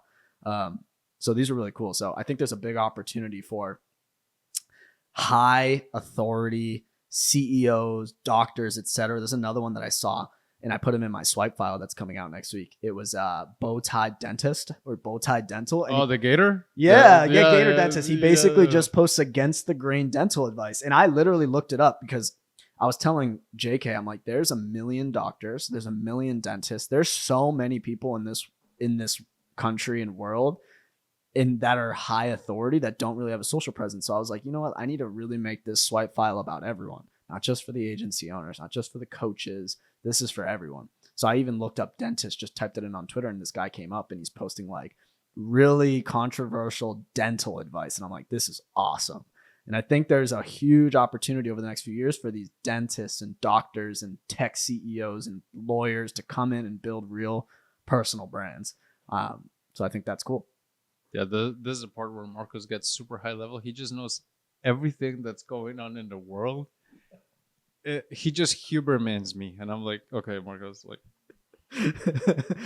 how do you post things? Like, how do you make money? I'm gonna accidentally convince JK to go make $5 million a month. Let's go. It was an accident, but it's happening. Yeah. All right. Did you prepare some stuff? I prepared some stuff. All right, let's go. All right. So I have a thing called the Cash Creator Maxims. So this is kind of caps locking. What a few of the, you could call it controversial, or you could just call it right things I believe in when it comes to monetizing audiences. That kind of goes against the whole creator economy. So I'm gonna read a few, and if one catches your attention, let me know. We can talk about that one. Okay. The longer someone consumes your free content, the less likely they are to become paid clients. A prospect at rest stays at rest. A prospect in motion stays in motion. We don't do maybes. It's either a yes or a move on. Ooh, let's go with that one. Let's do that one. I think that it's the maybes that kill you. It's not the girl that rejects you or the girl that says yes. It's the girl that she's kind of like keeping you under your toes and you don't really know. That's the one that drains you the energy. It's not the prospect that says, I'm not interested, thank you, that kills you. It's actually the one that's like, oh, follow up next month. Maybe I'll be in a better position. Cash flow is really tight right now, but I'll let you know later. I'll definitely buy from you someday. Those kind of people are what kills you. So one of the Cash Creator Maxims I show people and I practice for myself is we don't do maybes. It's either a yes or a move on. It's having times where people cannot buy anything from you. I think that in the coaching, service, consulting, supply at some point got unlimited and stayed unlimited. Because if people don't buy from you today, they know that tomorrow you will still be there. Therefore, there is no consequence. Therefore, the supply is unlimited. And I don't believe in that. I believe that if you want to have have less stress in your business, you should stop the maybes. And if people don't respond after a few follow-ups, you close the file. Because I think those are the ones that kill you. And the energy required to chase a prospect exceeds the energy required to replace that prospect. Therefore, your energy is better placed in just finding somebody who will say yes and not doing maybes. That's a good point. I think it's like that. It's like relationships. It's like you don't want, nothing's worse than a dragged on relationship that's going to fail anyway. It's like, I'm going to take a break. Take a break? What do you mean? Like how many people have heard like, let's take a break? It's like, no, you need closure immediately. Because especially too, it's not only sales, but dating. It's like, it's a numbers game. It's like, you can't do the numbers required to succeed if you're stuck in this weird gray lukewarm area of like, maybe let's take a break, let's stay friend. No. Yes, no, I need to move on because I only have one life. You only have one business. You only have, you know what I mean? You're still getting you still have to pay rent next month. You need to be able to hit the numbers required to hit the KPIs to actually do well, just like in dating. So it needs to be yes, no, move on. And I think that's a good point because I've gotten some maybe people where I'm just like, okay, I'll follow up in a month. I'm like, ugh. It's because you're a good person, bro. Yeah. Like you should no, you should be meaner. Yeah. Did I ever tell you how my last relationship ended? No. I know I didn't tell you that Let's one. do Like, it. I know I haven't told you about that one. It was a place I didn't really want to be in. It was a big maybe from me. It's like it's not the worst, but it's not the best. So I was listening to this podcast, and it was one line. It was this platitude line, but to me, it hit me so hard. The guy said he was multimillionaire, doing really well, had a really good family, a good wife, kids, but he wanted to lose more weight. And he was like not really overweight. He was just kind of chubby. And they asked him, "Why are you pushing so hard?" And he said, "Because to me, it is unacceptable for me to have an area in my life in which I did not get what I wanted." And I felt that. I felt that. And going back and looking at my relationship, I was, this is not what I want. And I had to like just say, like, I'm done. This is it. It sucked. It was horrible. Like just a really bad stuff. Something clicked. Okay, we're good. Okay. It was horrible. But it was better than a maybe, because a maybe would have kept me there for years. And I'd rather have that little bit pain of no than a maybe that lasts that long. So if you're right now thinking about like, I have a maybe in my life, prospect, relationship, or whatever, that's what kills you. The no hurts, but it's done. The maybe is the one that kills you for long. Yeah, I agree. And I think, I think the nuance here, especially for me, is I've had clients that have closed over the course of, it was like a 6-month close. But here's the caveat is I didn't take a call with them every month and I didn't talk to them every month.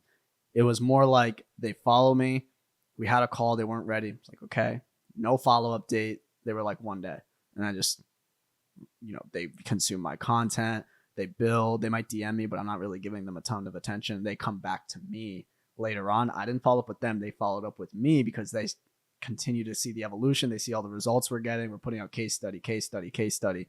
And it became a 6-month close, not because I was following up every month for 6 months and draining my energy, but because on the first call, we were like, all right, not a good fit, but maybe, down the line, you reach back out to me. And it actually was a 6-month. I think I met them in like a January and they closed in like an August or something like that. So it was like a 10-month close, whatever, 8-month close. At least it didn't drain your energy. But they didn't drain my energy. Like we both had the respect. I was like, you're going to be a good fit one day, but not now. So you reach back out to me when you're ready. And the job that I had to do in order to convert that, in my opinion, was the content and putting out the constant social proof, because I have to continue to sell new people, but also that person with my content and my personal brand. And I think that's kind of the importance of maintaining those content pillars that we mentioned earlier, is having that content constantly streaming out, because you can close people just from your content. And I know you've done it. So I think that's important. Do you think about those kind of pillars when you post? As in, Mondays I do P, Tuesdays I do E, and then STO, or I'm Super Saiyan 2, bro. What's Super Saiyan 2? It's unconscious now. It's there you go. Yeah, now it's just like I don't have any filter on those 5 pillars. So those 5 things come out naturally. When I see something's trending, I'm like, I'm going to put out my opinion on that trending thing. Or if something happens in my life, I'm like, I want to write a story about that. Practical advice on personal. Really cool thing that you can do if you are lacking content. If you have Apple, pull up the photo album, scroll to the top, and just go picture by picture on your most old pictures in your photo album. And like, that's a good picture. What's the story? That's a good picture. What's the story? And then all you have to do is think to yourself, what's the story? What was the lesson? So if you can have hook, story, lesson, perfect framework. Find any picture in your throwbacks for your photo album, and you can write a story with a hook and a lesson, and it's a banger.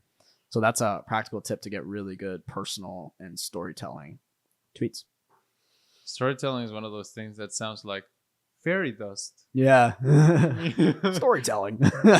Yeah, it's like, oh, you're gonna do a book of branding, and yeah, a lot of nice colors, but it's actually practical. Yeah. Well, what people don't realize, like, it sounds daunting when you say storytelling, because when you think story, you think book. That's what people think. But really, what all a story is stuff happened. What happened? Thing happened. This happened to me. What happened to me today? What happened on this day? What happened in this picture? It could be 5 sentences and it can be 100 sentences. So it's not really that daunting if you think about it in what is the thing and what happened, and that's it. And just Done. tell it like you would tell, like, if you're telling me. Like, what? Oh, Oh, what? that's tricky though. That's tricky. Like, Yeah. I'll tell you one thing. Like, I grew up with this one of my dad's friends, Juan Carlos. He was like Nice. the life of the party, bro. Like, that guy could tell a story. And I remember Juan Carlos had a kid, Juan Diego, but I didn't want to hang out with Juan Diego as much as I just wanted to sit at the adults' dinner table so I could just listen to the stories, because me being an extreme introvert, I needed to know how this guy did it. So for him, it's like, yeah, just tell a story. It's not as easy. Like, to me, it was hard, but the story worthy exercise does help, because if I tell a story impromptu, sometimes it really sucks. Like, I don't get the punchline right, but it's okay because people are not born with it. You do learn that as you go. Mm. Another good way to find stories in your life, because I feel like a lot of people think my story is not that exciting. Your story doesn't need to be exciting to tell the story. You just have to have a relatable story. Most people aren't exciting. Most people aren't Batman. Most people didn't get their leg blown off. Most people don't have a bajillion dollars. So if most people aren't that exciting, you just need to be relatable. I found a good exercise where it's like, think of your life in chapters. So, like, for me, right? High school, college, army, business number 1, fail. Business number 2, fail. Business number 3, fail. So, like, there's like 10 chapters there. Each one of those chapters has micro stories in it and overarching stories. So I can just think about, like, where do I want to tell a story, and just like dive into that chapter. So for me, if I go military, I can just look up an album of my military photos, or I'll just scroll back to the time period on my album. So for me, it'd be like 2019 when I was at training, and I'll have all the pictures of me in camo and all this stuff. Boom, picture, tell the story of what was happening in the picture. What's the story about the military?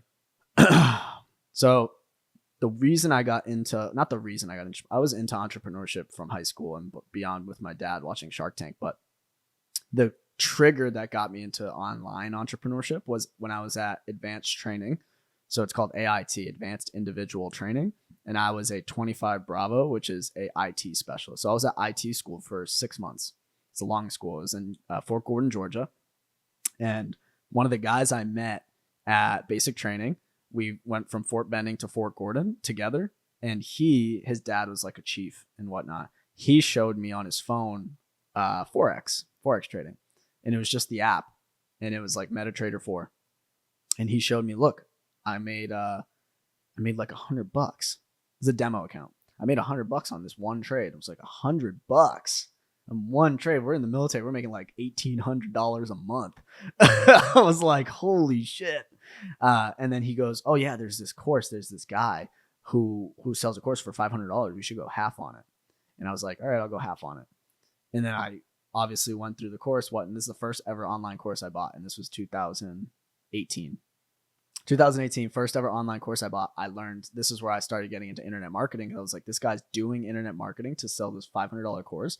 I just went half with this guy. We were on, I think it was Kajabi back then. And we watched the course. And then I learned how to take trades and all this stuff. And I would make like $10, $20, $100. I was obsessed. We would be trading like in between classes, because it's basically like college, military college. It's kind of like the same thing, just a little bit stricter. And I would go trade and we'd make $100, whatever. I was upset. The fact that you could just make money on your phone stuck with me, man. Like, that's the Kool-Aid. Never went back. So that's where the rabbit hole went in. So I actually would not have I don't know where my trigger would have been, if you believe in fate, but my trigger only happened because I joined the military, which is interesting because the military is the opposite of entrepreneurship, like actually the polar opposite. So, yeah, that's my story. That's some good shit. That's some good. Like, see, these stories help you connect with people. It's like I forgot what Marcus was saying 5 minutes before he started talking. Like, I'll just be honest. But now that he said the story, I'm like, yeah, money from your phone, trading. Fuck yeah. Yeah, like, it's pretty crazy. It gets you into that. I'll tell you one thing that I think it's relevant. In the creator economy nowadays, it's very common for people to go with, I'm just sharing what I learned. I'm just building in public. I'm just trying to learn from everyone. I'm just a beginner mindset, and I think that hurts you. And from the way I got that was my first job, which was I went to this college at night, so I was selling perfume door to door. But I got some money, and then my brother lent me some money, and I bought this course at night for entrepreneurship.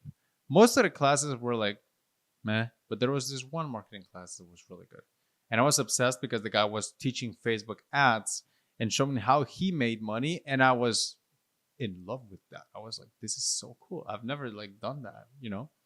So I'm like, you know what? Let me work for you. Like I don't care what I do. I'll just work for you. You know, kind of like get a mentor kind of stuff. Uh, but anyway, he was really kind. He let me in, and in the place he let me in, there were three salespeople. One guy was super introverted. The other one was kind of in the middle, but the most successful one was really extroverted. So I am more like if you were in a 1 to 10 in introvert scale, I'm like maybe like a introvert extrovert is a 10. I'm like a 2 or 3. So I'm like let me learn from the introvert, and I was trying to do his stuff, didn't really work. The guy in the middle, I tried to copy what he did. It was okay. And I tried to copy, I thought, okay, he's the most successful one. He's the extrovert. Let me copy him. And I was copying everything he was doing, but it just didn't match. Like the things just weren't in there. And I'm like, how is it working for him? And I'm doing the exact same thing, but it's not working for me. I'm saying the same lines, but I'm not selling, and he is.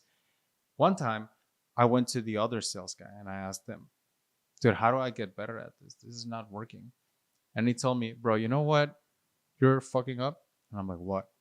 You're trying to copy all of us, but that style is not natural to you. You try to listen to everyone except to yourself, and you are the one that's trying to do the thing. You're going to get better the moment you find your own style and you stop trying to copy all of us. Even if you don't know all the basics, if you follow your own intuition, you're still going to be better because it comes natural to you. And that shit stuck with me. And that's when I thought, yeah, like the main thing is like following your own intuition, being self-reliant. And that's when I made the conscious decision to I'm gonna hear everyone, but I'm gonna listen to myself. Nice. Tweet that. Tweet that. Yeah, there you go. Let's go. Want to go on the Cash Creators Maxims, or you got some other stuff? Yeah, let's finish it. Go through the Maxims. I think you got like a bunch there still. Yeah, I got some stuff. Yeah, we note apping here. Note apping. Recurring revenue beats volatile revenue. Power goes to the most limited resource. Lack of clients doesn't give you anxiety. Lack of clarity on how to get them does.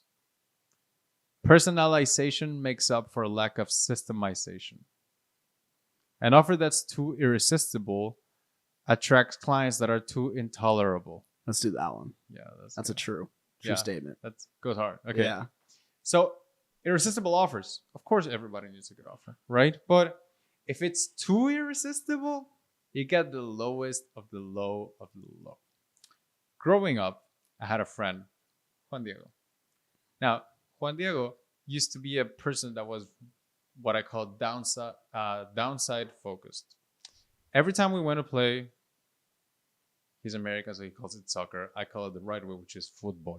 We went to play football. He just had a horrible mindset. He thought, what if I get injured? What if I get hurt? And somehow, every time we went out to play, the ball just found a way to his nose. Somehow, it would just be out for the day. He was super downside focused. Now, this guy, when he first started working, working with my stuff, I think your expenses counting my stuff were higher than what you were making at the time. Yeah. How much was it? Was it like 1,000 more or something? Yeah, it was like 3,700 were my expenses and 3K was my revenue, not including taxes. So that was my revenue.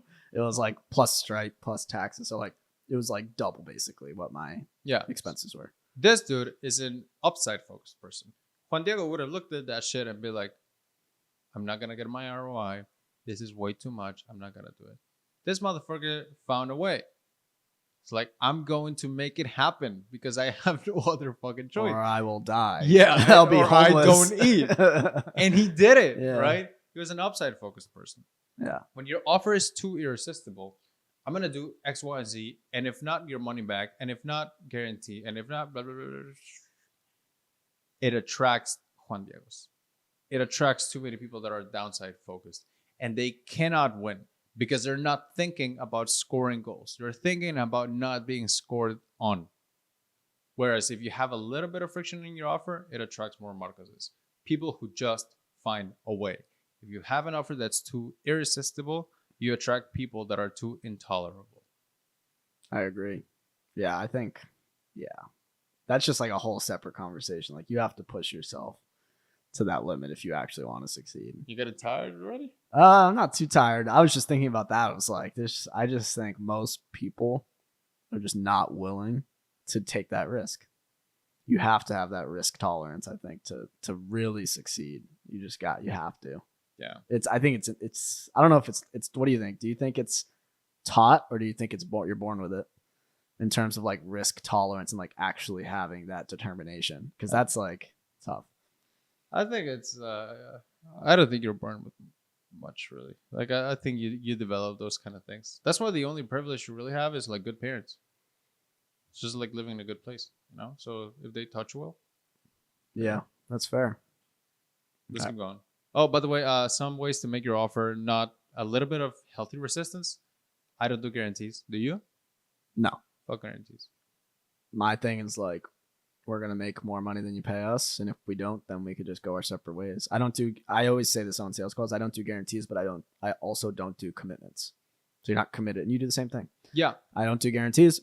I also don't do commitments. So we're both given something here. I'm giving up my commitment. You don't have to work with me for 3, 6, whatever months, but like a lot of agencies do. And you're giving up the fact that I don't have a guarantee.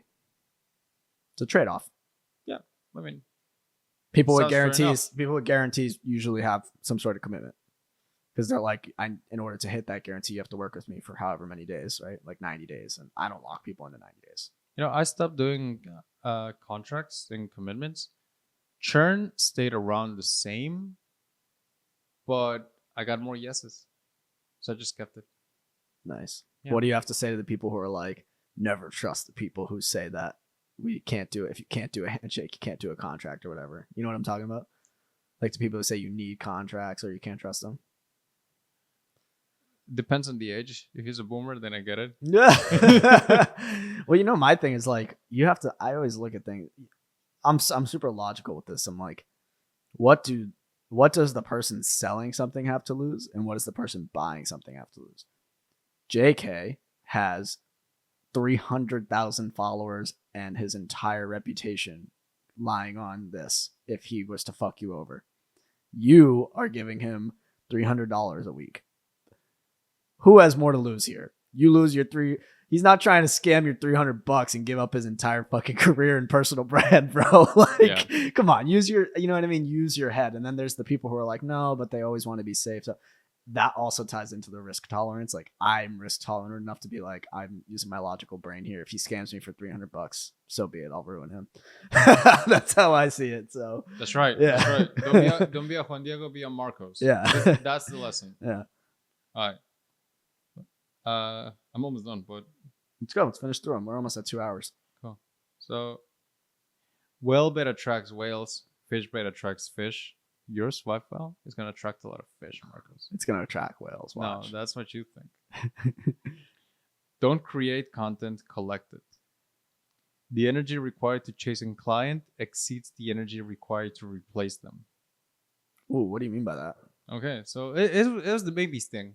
You know, it's like if you chase a client too much, or a prospect, sorry, this should be prospect. The energy required to chase a prospect exceeds the energy required to replace them. It's the maybes that kill you. True. People only read testimonials to justify making a purchase, not before the purchase. Lead nurturing is a myth. A person's interest peaks the moment they move to the next stage of the funnel. I have a story here. 2 kinds of clients. Client number 1. I'm just going to say the initial. C. So C, we got on a call. I've seen his email before a few times. But anyway, signed up. We talk. He's like, JK. I'm like, what? Do you know how many emails you've sent me before I signed up? I'm like, no. I pulled it up. I sent that guy 531 emails before he decided to give me money. I wish I could tell you this is a play the long game story, but to me, this is embarrassing. That's a horrible conversion windows, bro. There are Netflix shows that are shorter. Now, there's another story of this guy. He's Jay. Jay, and Sunday morning, had no clue who I was. Sunday evening, some dude tells him about me. Monday, he buys a workshop. Tuesday, becomes a client. Lead speed. So, what I think, the maxim is lead nurturing is a lie. A person's interest peaks the moment they move to the next stage of the funnel. People, when you sign up to something, that's when your interest is going to peak in that something. Like if I sign up to, I don't know, like, I don't know, AI, right? We were talking about AI earlier. In a week, I'm probably not going to care. But today, it might be the best and only chance people have of making me an offer of buy this $7 ebook on how to do AI, right? Do those kind of stuff. So I don't believe in lead nurturing because I believe more in just offer-based newsletters and offer-based businesses, which is people join your stuff. Every follow is an implicit request for information. Charge for that information. Just offer something. That's why I don't believe in it. And I feel like if you make an offer every day, that severely increases your chances of making more money. But people are caught in this thing of, I want to build goodwill and I don't want to monetize now. And I think that's been popularized by these big gurus. And I think that giving everything away for free and never charging and never selling is a great business model if you're going to partner with 24 people ever. For them, it makes sense. A real estate syndicate, somebody who has who partners up with people only at a certain level, that makes a lot of sense because you have a limited amount of clients you're ever going to take ever. Yeah. We don't play that game. Yeah. Typically, the people saying that have some sort of high-end Fortune 500 agency, venture capital or private equity or real estate. Those are the people that say all that. So it's like they're basically talking to the highest level of prospect, whereas like we're not. So if we don't want the same things, then maybe we shouldn't follow the same strategies. Right. Make more offers. That's the conclusion. Do you use? Let's get a little autistic for the last 8 minutes because I want to say we went 2 hours. Can't be an hour 58. So, do you use AI? Because earlier you were saying, have you ever thought about just create? JK said this to me over morning coffee. We talked a lot over morning coffee. JK said, you ever thought about creating, essentially inputting and taking all of your tweets, etc., and creating like a Marcos bot that can just create stuff in my own voice? And I thought about it, and I'm like, well, yeah, I have thought about it, but I have no idea how to do it. So if you know how to do it, DM me. Do you use AI, and have you thought about ways that it can help, or are you actually just so simple with like Google Doc Master Ace? I promise, bro. I'm so simple. You know what my last AI search was? What? Toji Fushiguro body fat. What does that mean? Oh, wait, why? Because I wanted to look like Toji, bro. So for those who don't know, that's Jujutsu Kaisen. He's dead. He dies twice. Shut up, bro. You're spoiling. Well, if you're 2 hours in, I mean, sure. Yeah. How many times have we talked about Jujutsu Kaisen where we're like, don't watch if you don't want spoilers? Yeah, don't. This isn't an anime podcast. It is a great anime. Yeah, I'll be very honest, but that was the last. He's not the main character. It's not spoiling anything. Yeah, or I'll research how many calories do I burn if I am this tall, work for this much. How accurate is this watch versus that one? I don't use AI at all. Yeah, I think it's like one of those things where it's a nice to have, and if someone came and did it for me, I'd probably test it and be like, that's fire. I'll pay $20 a month if you can do this for me. But it's not something I'm going to actively go and spend all the time to do. I'm just not my thing, right? Like we got real businesses to run. So if you're an AI guy who can create actual good JK Marcos AI clones that can actually create something useful, we've got $40 for you a month. I think that's basically what we're saying.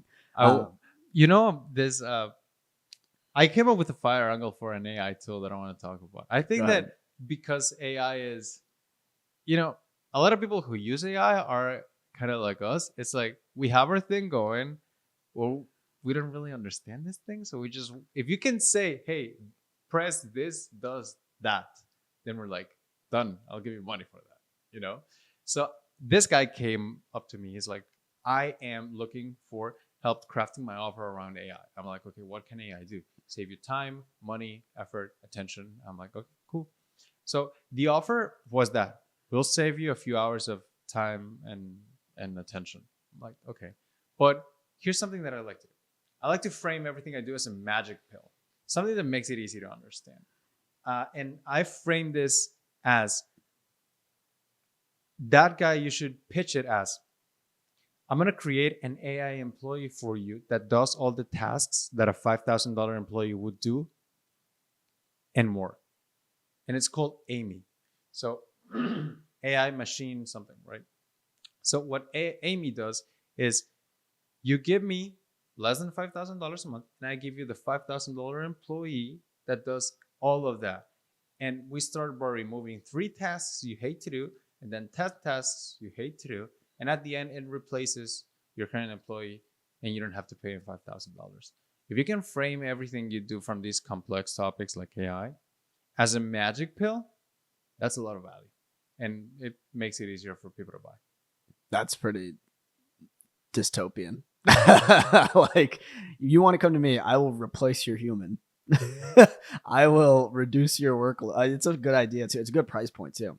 It's like a play on you pay me, I'll make you more than you pay me. It's the same thing. It's like I will replace your VA employee, whatever you pay them per month, you pay me one time. And then that's smart.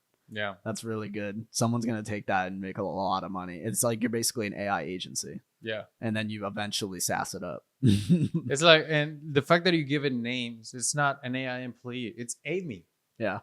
AI machine something or AI something. Marcus, can you pull something out of your ass for the last 4 minutes so we can say we went 2 hours? Yeah. We're going to pull out, what are we doing today? We're going to go to the Miami beach. We're going to go to the beach. We're going to go to the beach. And can you believe this guy? How long have you been living in Miami? 1, 2, 3, 4. 4 months. Okay, so we go to dinner last night, and he says, "Yeah, I'm actually never gone to the beach in Miami." in Miami. Yeah. What the fuck's wrong with you? I haven't been to a beach yet. I haven't been to a club. I haven't been to a bar. All I've done since I've been in Miami is work and travel and walk around in the heat.